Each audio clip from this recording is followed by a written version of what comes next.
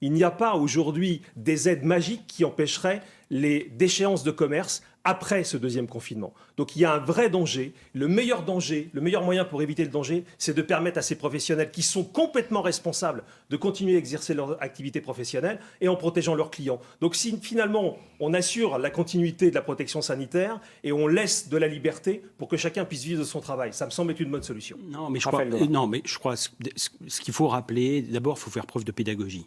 Les derniers chiffres qui ont été publiés hier par l'Agence régionale de santé sont extrêmement mauvais.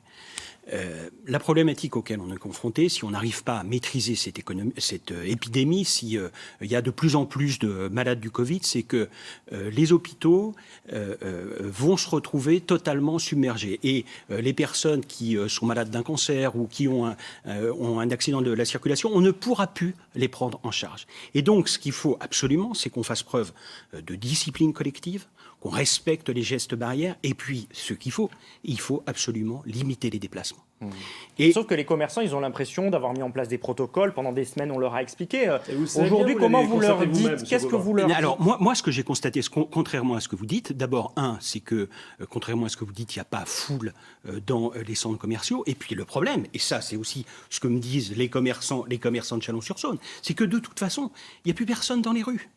Parce que les gens ont peur et parce que les gens, heureusement, respectent les règles du confinement.